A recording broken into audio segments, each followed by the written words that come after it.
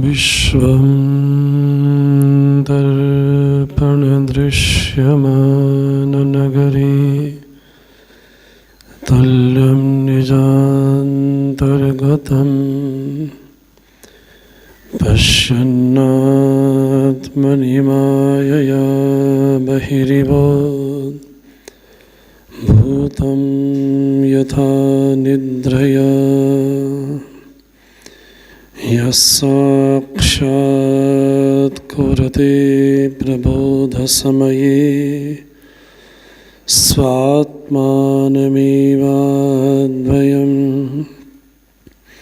तस्मै श्रीगुरुमूर्तये नमः। इदं श्रीदक्षिणामूर्तये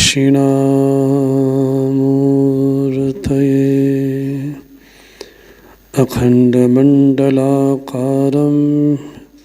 व्याप्तं येन चराचरं तत्पदं दर्शितं येन तस्मै श्रीगुरवे नमः। शङ्करं शङ्कराचार्यं केशवं बादरायणं सूत्रभाष्यकृतो वन्दे भगवन्तौ पुनः पुनः। ईश्वरो गुरुरात्मेति मूर्तिभेदविभागिने व्योमवद्व्याप्तदेहाय दक्षिणामूर्तये नमः। शिव अकारणं करुणावरणाल्य भक्तवांशा कल्पतरु भगवान सदाशिव के चरणारविंद में नमन प्रणाम करते हुए समस्त गुरु परंपरा आचार्य परंपरा को नमन प्रणाम करते हुए पूज्य इस आश्रम के अधिष्ठाता पूज्य महाराज श्री के चरणों में बारंबार नमन प्रणाम करते हुए परम पूज्य स्वामी महेशानंद जी महाराज जी के चरणों में नमन प्रणाम करते हुए पूज्य स्वामी गोविंदानंद जी महाराज जी के चरणों प्रणाम करते हुए इस आश्रम के मुख्य पूज्य स्वामी जी के चरणों में नमन प्रणाम करते हुए पूज्य स्वामी सेवानंद जी महाराज एवं उपस्थित समस्त माताएं बहनें आप सबके हृदय में विराजमान उस परमपिता परमात्मा को साक्षी मान करके ओम नमो नारायणाय।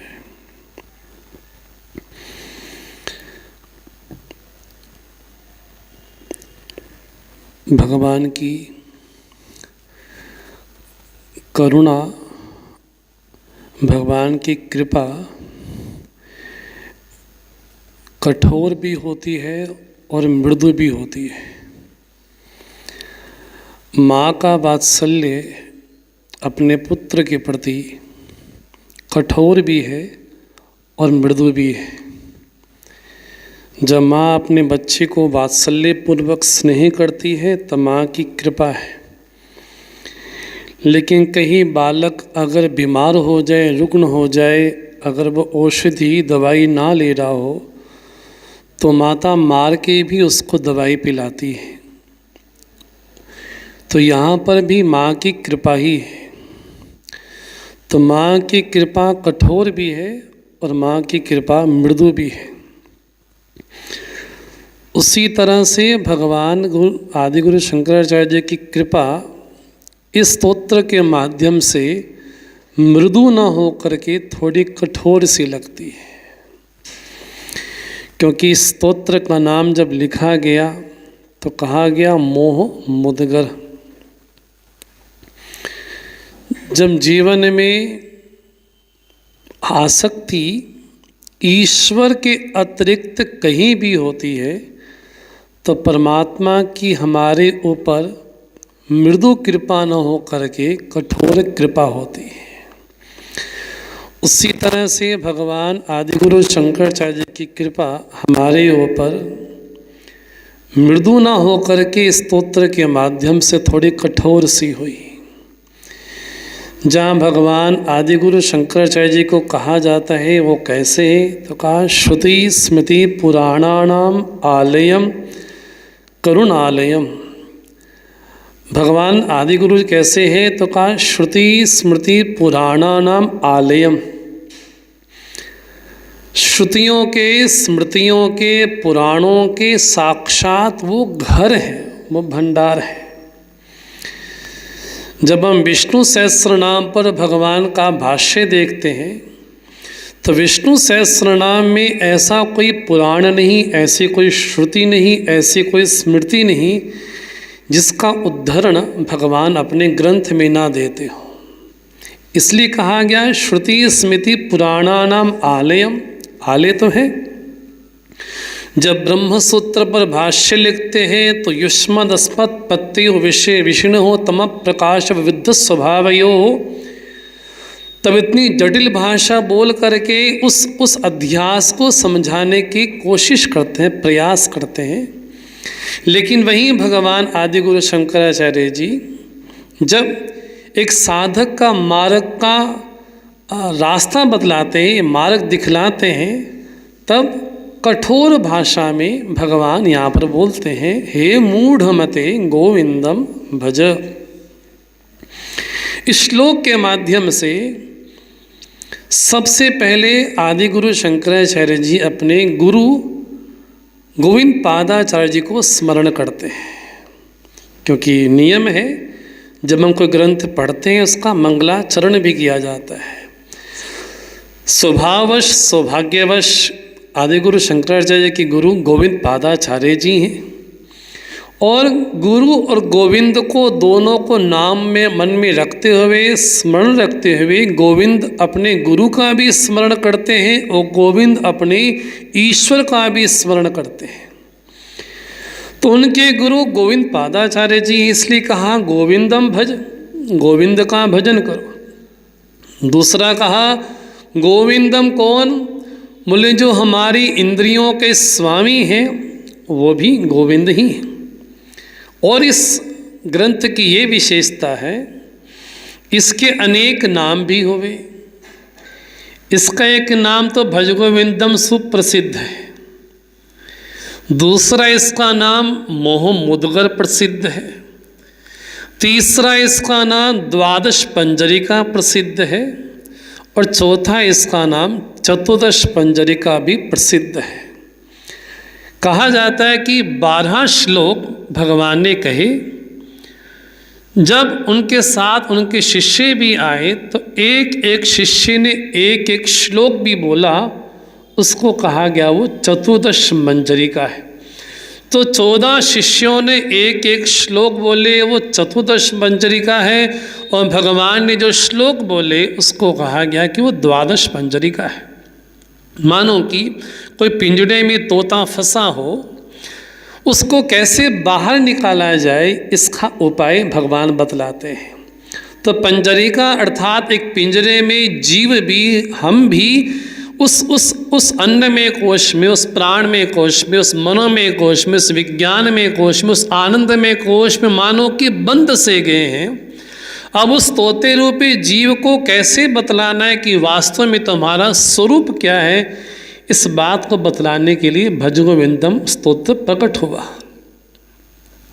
और भज जब कहा जाता है, भजन करना, सेवन करना, तो सेवा किसके लिए करना, थोड़ा प्रत्यक्ष उदाहरण हमको देखने को मिलता है। अभी हम बाहर थे तो बाहर ऐसा लग रहा था कि बाहर कुछ भी दिखाई ना पड़ता हो, बिल्कुल भयंकर धुंध हो, भयंकर कोहरा हो।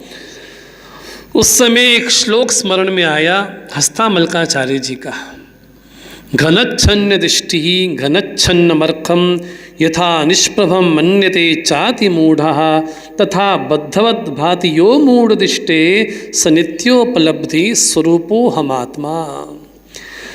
ऐसा हम कहते हैं कि बहुत दिन हो गए सूर्य दिखा नहीं, बहुत दिन हो गए सूर्य आया नहीं, लेकिन बादलों के कारण मानो कि सूर्य ढक सा गया। वो ढक नहीं सकता, लेकिन मानो कि सूर्य ढक सा गया। बोले वैसे ही अज्ञानियों की दृष्टि में ऐसा लगता है कि आत्मा मानो कि ढक सा गया, मानो कि विकारी जैसा हो गया, ऐसा अनुभव में आता है। इस बात को बतलाने के लिए भगवान का ये स्तोत्र प्रकट हुआ। और दूसरी बड़ी विशेष बात, जितने भी स्तोत्र यहाँ पर कहे गए, जितने मंत्र, जितने श्लोक कहे गए, उन सभी श्लोकों का उद्देश्य हमारे चित्त में भक्ति को बढ़ाने का है। हम जब ज्ञान के मार्ग का अनुसरण करते हैं तो कहीं ना कहीं चित्त में ऐसा भाव लगता है कि कहीं चित्त नीरस न हो जाए। उस चित्त में रस होना चाहिए, इसलिए गोविंद का भी स्मरण अवश्य होना चाहिए। तो आए हम प्रारंभ करें। कल हमने थोड़ी सी भूमिका पे चर्चा करने की कोशिश की, प्रयास किया यत्किंचित। प्रथम श्लोक का हम पाठ करें, अगर हो पाए तो। आप पुस्तक हो आपके पास तो, नहीं तो वैसे ही बड़ा आसान श्लोक है, लेकिन बड़ा गंभीर श्लोक है। भज गोविंदम भज गोविंदम गोविंदम भज मूढ़मते भज गोविंदम।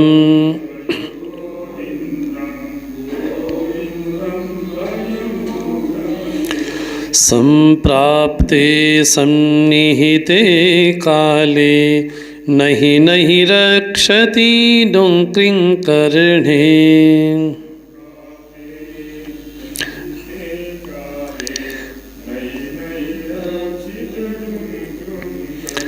संप्राप्ते सन्निहिते काले नहि नहि रक्षति डुङ्क्रिङ्कर्णे।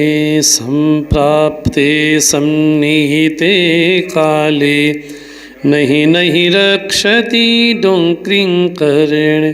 भज गोविंदम भज गोविंदम गोविंदम भज मूढ़मते।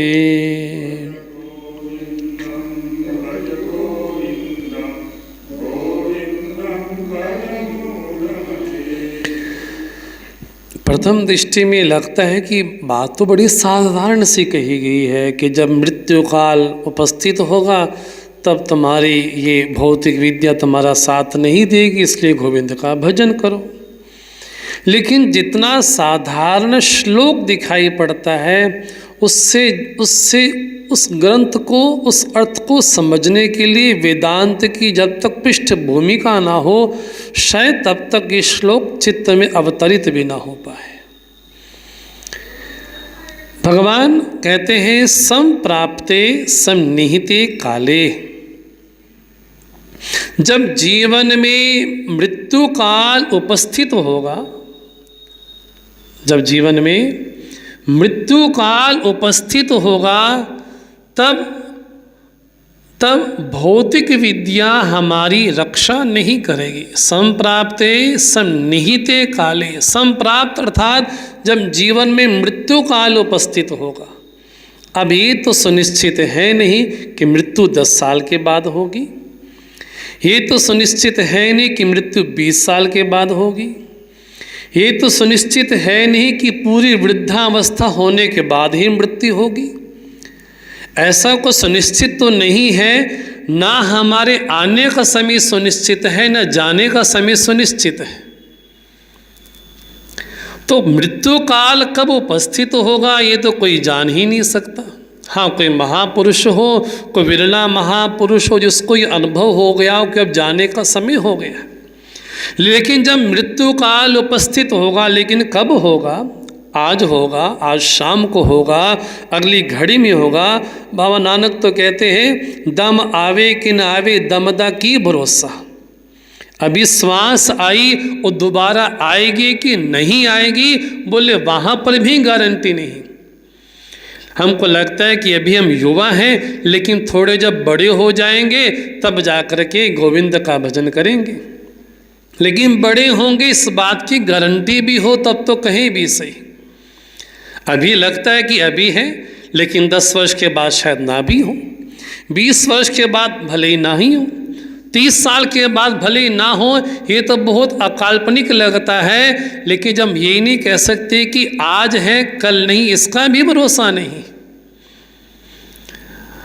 तो संप्राप्त काल, मृत्यु काल कब उपस्थित होगा ये कुछ सुनिश्चित तो नहीं है।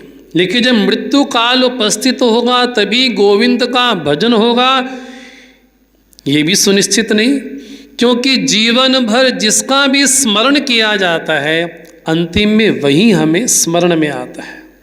और आजकल तो कहा भी नहीं जा सकता, आजकल तो सहज मृत्यु किसी किसी को प्राप्त होती, स्वाभाविक मृत्यु भी किसी किसी को प्राप्त हो पाती, नहीं तो दुर्घटनावश किसी रोग के कारण व्यक्ति सहज ही चला जाता है। तो ऐसा कैसे संभव है कि संप्राप्ते सन्निहिते काले, जब मृत्यु काल उपस्थित होगा तब हमारी भौतिक विद्या हमारा साथ नहीं देगी। अब संप्राप्त काल कब होगा ये सुनिश्चित नहीं है। इसका मतलब ही ऐसा कोई काल बचा नहीं है जब मृत्यु से व्यक्ति बच सके। तो क्या करें? तो भगवान कहते हैं तस्मात् सर्वेषु कालेषु माम अनुस्मर युध्यच, सभी कालों में मेरा स्मरण हो, तभी जाकर के संप्राप्त काल की सही सही व्याख्या हो सकती है। जब भगवान ये कहते हैं कि संप्राप्ते सन्निहिते काले, जब मृत्यु काल उपस्थित होगा, लेकिन उपस्थित कब होगा ये कहा नहीं जा सकता। बाबा नानक कहते हैं जो उपजे सो बिन से पर आज को काल, बोले जो भी उपजा है वो अवश्य में विनाश को प्राप्त होगा, वो आज होगा कि कल होगा ये सुनिश्चित नहीं।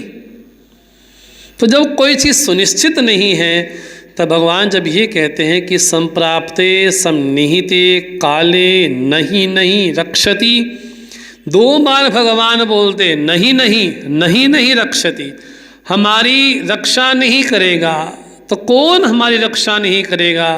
तो कहा डुंकरिंग करने। जब भगवान डुंकरिंग करने शब्द बोलते हैं तो डुंकरिंग करने से तो एक धातु पाठ हो गया। हाँ, जो व्याकरण के विषय में बड़ी रुचि रखते हैं उनके लिए सूत्र बड़े उपयोगी हैं, धातु बड़ी उपयोगी है।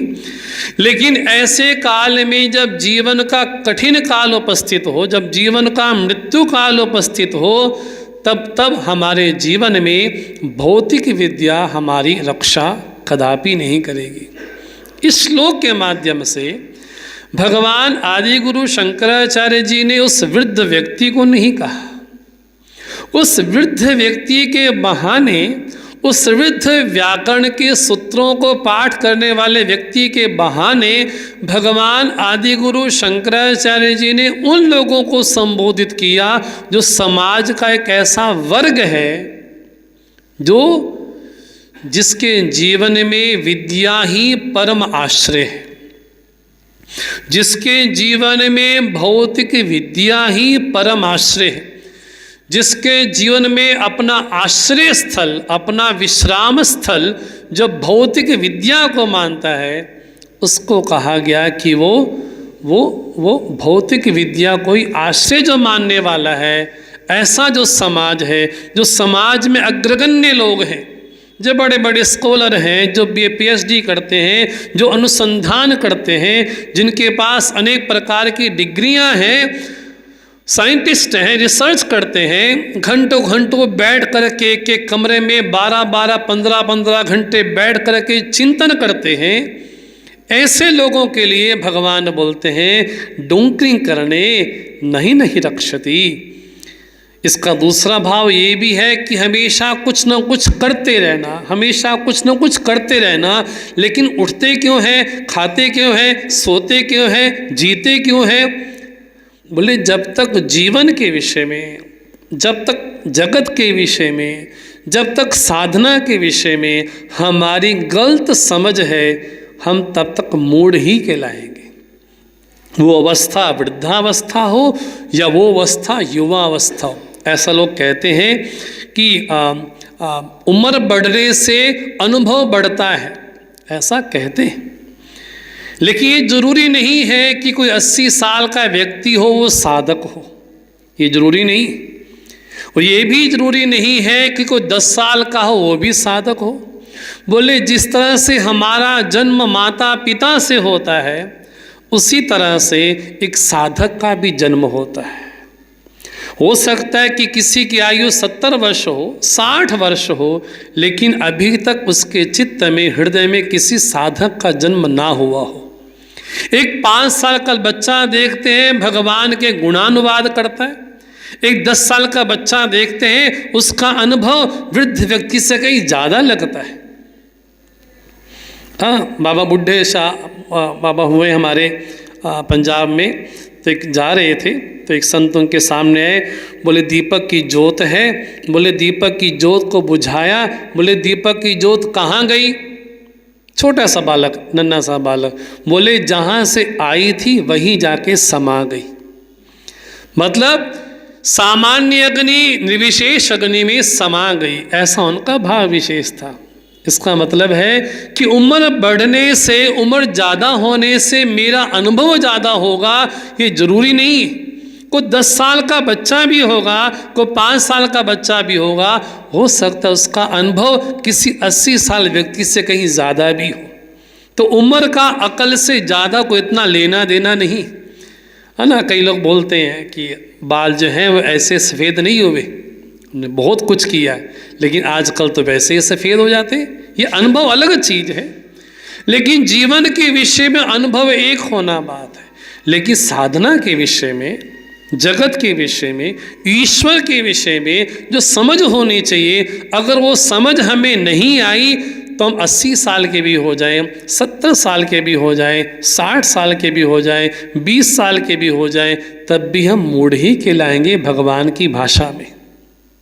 इसलिए बोलते हैं हे मूढ़ मते, मति अर्थात तुम्हारी मति तो है लेकिन कैसी मति है? बोले मूढ़ है। मुंह कैसा? बोले मुँह विचित्र धातु से बना, जो बोले हित को अनहित समझ ले, जो पुण्य को पाप समझ ले, जो धर्म को अधर्म समझ ले, बोले ऐसी जिसकी आसक्ति है उसको कहा गया हे मूढ़, तुम्हारे अभी जीवन के बारे में, जगत के बारे में, ईश्वर के बारे में सही समझ नहीं है, इसलिए तुम मूढ़ हो।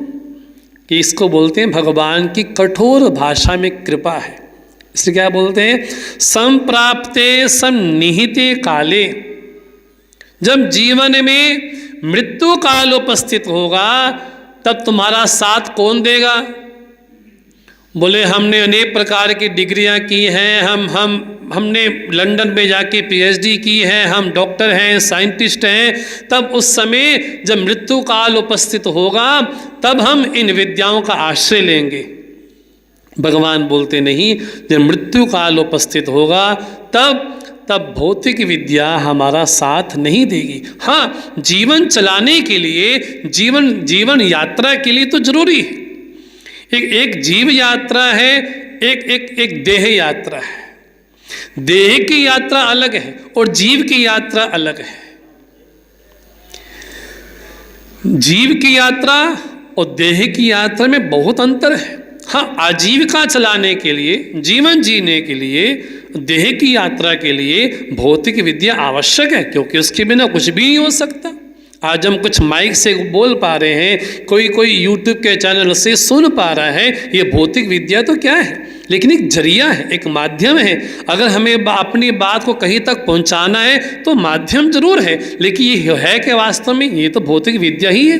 किसने रिसर्च की होगी, कैसी कोई आविष्कार किया जाए कि हम यहाँ पर बैठे और 1000 किलोमीटर दूर बैठ कर कोई सुने? ये किसका आविष्कार है? बोले अवश्य भौतिक विद्या है, लेकिन भौतिक विद्या ही जीवन का आश्रय है। अगर ऐसी जिसकी समझ है तो वो मूढ़ है। इसलिए कहा एक जीव यात्रा और एक देह यात्रा। देह की यात्रा कैसी है? बोले देह की यात्रा सबकी एक समान ही है। अस्ति जायते वर्धते विपरिणमते अपक्षीयते विनश्यति। बोले सन्यासी हो, गृहस्थ हो, बाल हो, वृद्ध हो, शूद्र हो, ब्राह्मण हो, क्षत्रिय हो, स्त्री हो, पुरुष हो, नपुंसक हो, अनपढ़ हो, गवार हो, एजुकेटेड हो, कैसा भी हो, धनाढ्य हो, दरिद्र हो, बोले हर एक व्यक्ति को जीवन के 6 पड़ाव अवश्य पार करने पड़ते हैं। हर व्यक्ति पैदा होता है, माँ की कोख में आता है, जन्मता है, धीरे धीरे आगे बढ़ता है और उसकी इंद्रियां विकसित होती हैं और विकसित होते होते संसार का देखता है, संसार के भोगों को भोगता है। अस्ति जायते वर्धते विपरिणमते अपक्षीयते, लेकिन जब अवस्था आती है तो शरीर धीरे धीरे वैसे योग्य नहीं रहता जैसे युवा अवस्था में था। अंतिम काल में मृत्यु। बोले हर एक व्यक्ति को वहाँ पर पहुँचना है, सूनर और लेटर, आज नहीं तो कल उसको पहुँचना ही पहुँचना वहाँ पर है। इसके लिए किसी को प्रयास करने की आवश्यकता नहीं है, इसके लिए किसी को साधना करने की आवश्यकता नहीं है कि मृत्यु काल आएगा। बोले तो किसी व्यक्ति को भी आएगा।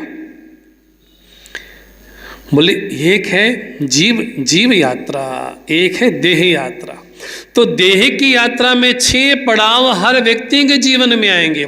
जैसे हम ट्रेन में बैठे और ट्रेन में जब बैठे तो कोई सेकंड क्लास में बैठा है, कोई फर्स्ट क्लास में बैठा है, कोई एसी में बैठा है, कोई जनरल में बैठा है, लेकिन पहुंच सब कहाँ रहे हैं? बोले पहुंच अपने डेस्टिनी पे पहुंच रहे हैं, जहाँ उनका गंतव्य है वहीं तक उनको पहुंचना है। इसमें कोई बड़ी बात नहीं है कि मैं एसी में बैठा हूँ, कि मैं सेकंड में बैठा हूँ, कि मैं जनरल में बैठा हूँ। पहुँचना सबको वहाँ पर ही है। कोई धनाढ्य होगा तो बड़ी अच्छी क्लास में बैठेगा, और कोई वैसा ही कोई सामान्य होगा तो पीछे जा कर के जनरल में बैठ जाएगा। पहुँच तो सभी जाएंगे। इसमें जीवन की बहुत बड़ी को उपलब्धि नहीं है कि वहाँ तक पहुँच के 80 साल जी लिया, 90 साल जी लिया, तो उपलब्धि तो कुछ भी नहीं हुई। लेकिन इसके साथ देह की यात्रा एक है, लेकिन जीव की यात्रा अलग है। तो जिस तरह से देह की यात्रा में 6 पड़ाव हैं, अस्ति जायते वर्धते विपरिणमते अपक्षीयते विनश्यति, उसी तरह से जीव की यात्रा में भी 4 पड़ाव है। हम सभी लोग जीव हैं। शरीर की दृष्टि से युवा भी हो सकते हैं, शरीर की दृष्टि से वृद्ध भी हो सकते हैं, शरीर की दृष्टि से शिशु भी हो सकते हैं। लेकिन शिशु में, युवा में, वृद्ध में एक जीव भी निवास करता है। वो जीव कैसा है? बोले जीव के भी यात्रा के 4 ही पड़ाव हैं। एक है पामर, एक है विषयी, एक है साधक और एक है सिद्ध। पामर कौन है? बोले पामर वो है जो केवल और केवल अपनी इंद्रियों को तृप्त करने के लिए जीता है। किसी व्यसन में पड़ गया, किसी भोग में पड़ गया, बोले शरीर नष्ट हो तो हो। जैसे आजकल कुछ युवा हम देखते हैं कि नशा करते हैं और उससे उनका शरीर भी खत्म होता जाता है, लेकिन उनको क्या लगता है कि इससे कोई फर्क नहीं पड़ता, बस मेरी इंद्रियां तृप्त हों। किसी भी प्रकार का जब व्यसन हो जाए, बोले पामर व्यक्ति भोग चाहता है, बोले किसी भी माध्यम से मिले, कैसे भी मिले। और विषयी भी भोग चाहता है, लेकिन विषयी भोग ऐसा चाहता है जो धर्म सम्मत हो। जो धर्म सम्मत हो वो भी भोग ही चाहता है।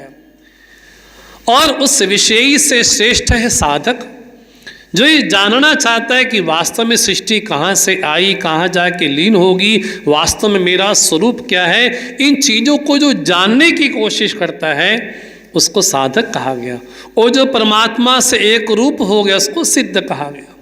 तो जीव की यात्रा अलग है और देह की यात्रा अलग है। हाँ, देह की यात्रा में हमारी भौतिक विद्या, हमारी अपना विद्या हमारा अवश्य साथ देगी।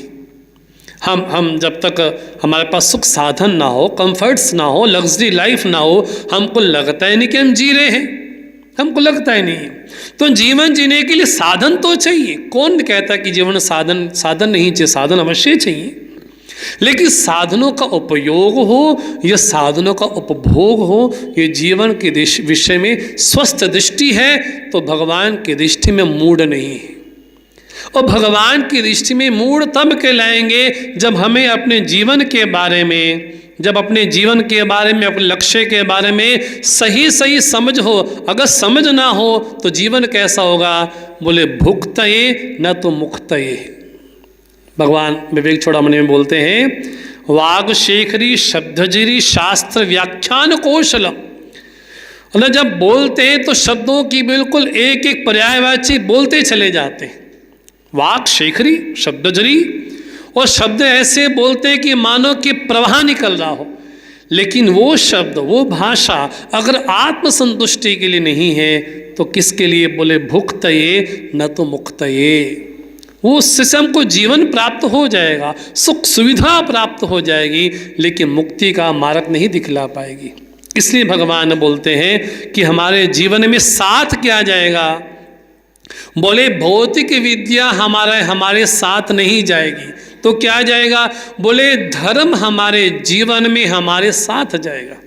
जब हम ये कहते हैं कि हम क्या लेकर के आए थे, क्या लेकर के जाएंगे, खाली आए थे, खाली हाथ चले जाएंगे, ये अवश्य बात सत्य कहते हैं। लेकिन खाली हाथ आए थे, लेकिन बहुत कुछ लेकर के आए थे और बहुत कुछ लेकर के जाएंगे भी।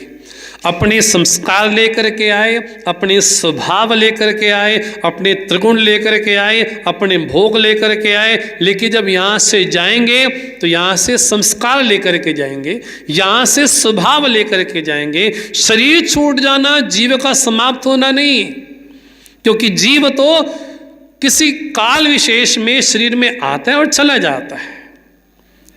कोई 70 साल रहता है, कोई 20 साल रहता है, कोई 20 साल रहता है, कोई 5 साल रहता है, लेकिन जीव जब तक शरीर का भोग है तब तक ही रहता है, लेकिन इसको छोड़ के अवश्य जाना ही पड़ता है। इसलिए बहुत कुछ लेकर के हम आते हैं और बहुत कुछ लेकर के हम जाते भी हैं। इसलिए जब भगवान बोलते हैं संप्राप्ते, तो एक संप्राप्त का अर्थ है मृत्यु काल जो उपस्थित होगा। तो मृत्यु काल उपस्थित कब होगा ये कोई गारंटी नहीं है। हम चल रहे हों और चले भी जाएं। अभी हम कुछ दिन पहले धाम में कहीं यात्रा में थे, हम चल रहे हैं, इतने में क्या देखते हैं कि कोई परिवार जा रहा था और एक माता थी, और खड़े खड़े क्या हुआ, अचानक से घबराहट हुई और हमारे देखते ही देखते उनका शरीर बेसुध हो गया और जय श्री राम धाम में ही उनका गमन हो गया। हमें हमारे देखते ही देखते, हम सामने खड़े और देखते देखते गिरे और ऐसी बेसुध हुए कि शरीर खत्म। अब इसको क्या कहा जाए। ये संप्राप्त काल एक ऐसा काल है, बोले मृत्यु काल बता करके नहीं आता, कब आएगा ये कहा नहीं जा सकता। परीक्षित को भले ही पता चल गया कि 7 दिन में मृत्यु होगी, लेकिन 7 दिन तो सभी के पास में है, और व्यक्ति कभी न कभी शरीर छोड़ेगा तो 7 दिनों में कभी न कभी तो छोड़ेगा ही छोड़ेगा। चाहे सोमवार को छोड़ेगा, चाहे मंगलवार को छोड़ेगा, चाहे बुधवार को छोड़ेगा, चाहे वीरवार को छोड़ेगा, लेकिन कभी न कभी तो छूटेगा। लेकिन वो कौन सा अंतिम बृहस्पतिवार होगा ये किसी के पास सुनिश्चित नहीं है। इसलिए कब होगा कहा नहीं जा सकता। इसलिए क्या करें, बोले हर काल में गोविंद का स्मरण हो। आज हैं कल नहीं होंगे तो गारंटी नहीं, इसलिए तस्मात् सर्वेषु कालेषु। तो एक संप्राप्त का अर्थ है मृत्यु काल। एक दूसरा अर्थ है संप्राप्त का जब जीवन में परिस्थिति प्रतिकूल आ जाए, क्योंकि ऐसा कोई भी व्यक्ति नहीं है जो परिस्थिति शून्य हो। कठिन परिस्थिति आती है, अनुकूल परिस्थिति आती है तो प्रतिकूल भी आती है। लेकिन बड़ी हैरानगी वाली बात है, कोई भी परिस्थिति हमें नोक करके नहीं आती दरवाजे की पे मैं आ रही हूँ, समस्या बतला करके नहीं आती कि मैं आ रही हूँ, वो तो सहज आती है। तो अनुकूल परिस्थिति भी आती है और प्रतिकूल परिस्थिति भी आती है। लेकिन बड़े बड़े जो डॉक्टर हैं, साइंटिस्ट हैं, एजुकेटेड हैं, जब जीवन में कठिन काल उपस्थित हो जाता है तब बिल्कुल घबरा जाते हैं, बिल्कुल हमारे बस की नहीं है, बिल्कुल अपना हौसला छोड़ देते। अरे तुम तो बड़े पढ़े लिखे हो, तुमने तो लंदन में बैठ कर के PhD की हुई है, तुम क्यों, तुम्हारा हौसला कैसे कहाँ चला गया। बोले मैं पढ़ा तो हूँ, लेकिन कौन सी विद्या, बोले भौतिक विद्या पढ़ा हूँ, वो मेरा अब साथ नहीं देगी। तो साथ कौन देगा, बोले हमारी जो भगवान के प्रति अविरल स्मृति है वही हमारा साथ देगी। अब क्या करें, बोले गोविंदम भज, बोले गोविंद का भजन करो। तो भजन मैंने क्या, उसकी सेवा करना, आराधना करना, पूजा करना। भगवान रमन महर्षि बोलते हैं भगवान की आराधना कैसे हो, काये वाङ्मन कार्यमुत्तमं पूजनम जपश्चिंतनम क्रमात्। बोले हर व्यक्ति को शरीर प्राप्त है, हर व्यक्ति को मन प्राप्त है और हर व्यक्ति को वाणी प्राप्त है, ऐसा कोई नहीं। हाँ, वो शरीर का प्रारब्ध है कि कोई गूंगा पैदा हुआ, कोई बहरा पैदा हो, अलग बात है, अपवाद है। लेकिन हर व्यक्ति के पास शरीर भी है, हर व्यक्ति के पास वाणी भी है और हर व्यक्ति के पास मन भी है। तो वाणी से क्या करें? बोले वाणी से गोविंद का नाम भजो। और मन से क्या करें? बोले मन से गोविंद का चिंतन करो। और शरीर से क्या करें? बोले गोविंद की सेवा करो। जो हमारे नारायण हैं साक्षात, बोले उनकी सेवा करना ही वास्तव में भजन है। तो भज सेवायाम धातु जब शब्द बना, उसका अर्थ सेवा भी है, आराधना भी है और पूजा भी है। जो वाणी है, जब बैठे तो क्या करें? बोले बैठे तो वाणी के द्वारा गोविंद का स्मरण हो। और जब कोई कुछ काम नहीं हो रहा तो क्या? मन से चिंतन करो। अब वेदांतियों का भजन कैसा होगा? क्योंकि कल हमने प्रार्थना की, निवेदन किया कि जो भज शब्द है वो वेदांत परक भी है, ज्ञान परक भी है और भक्ति परक भी है। भक्ति परक ऐसा है कि भगवान की जो नवदा भक्ति है उसको भी कहा गया कि गोविंद का भजन करें। श्रवणम कीर्तनम विष्णु स्मरणम पाद सेवनम अर्चनम वंदनम दास्यम सख्यम आत्मनिवेदनम। उस गोविंद का ही श्रवण हो, उस गोविंद का ही मनन हो, उस गोविंद का ही कीर्तन हो, उस गोविंद की अर्चना हो, उस गोविंद का ही पाद सेवन हो, उस गोविंद को ही सखा माने, उस गोविंद को ही सर्वस्व अर्पण हो। ये भक्ति की भाषा है। लेकिन भगवान गीता में कहते कि महात्मा लोग मेरा भजन कैसे करते हैं? कई लोग समाज में कहते हैं ये वेदांती कहाँ भजन करते हो? हम तो देखो, हम तो इस संप्रदाय से जुड़े हुए, हम तो उछलते हैं कूदते हैं और हमारा ही कीर्तन है। ये तो ज्ञानी लोग हैं। ज्ञानी को ऐसा समझा जाता है बिल्कुल समाज का कोई तुच्छ प्राणी हो।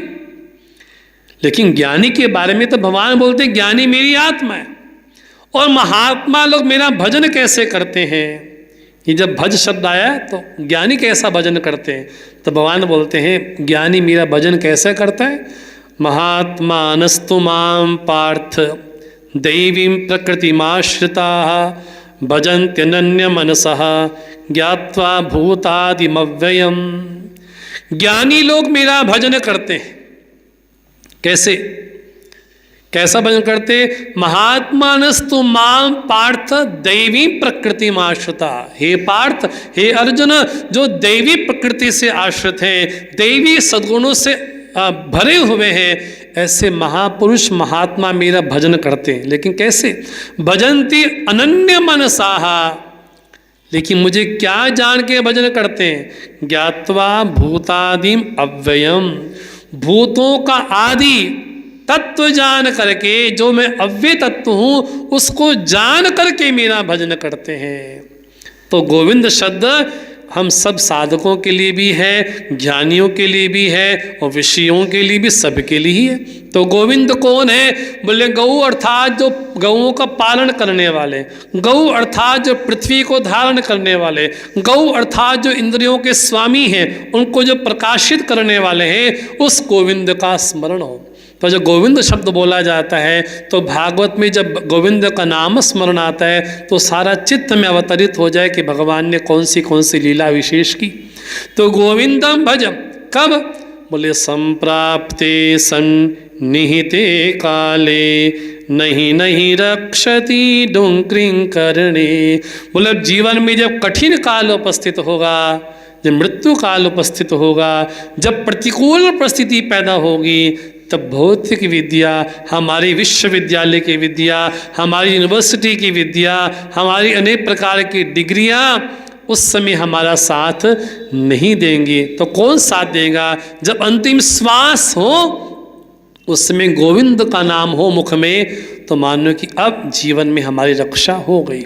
इस प्रकार प्रथम श्लोक के माध्यम से भगवान समाज के एक ऐसे वर्ग को संबोधित करते हैं जो समाज को लीड करते हैं, समाज को आगे लेकर के जाते हैं, जो प्रबुद्ध लोग हैं उनकी ओर दृष्टि करके भगवान बोलते हैं भज गोविंदम गोविंदम भज मूढ़मते।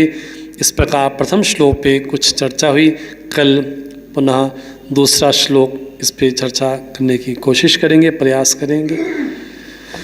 ओम सर्वे भवन्तु सुखिनः, सर्वे सन्तु निरामयाः, सर्वे भद्राणि पश्यन्तु, मा कस्य दुःखभाग् भवेत्। असतो मा सद्गमय तमसो मा ज्योतिर्गमय मृत्युर्मामृतं गमय।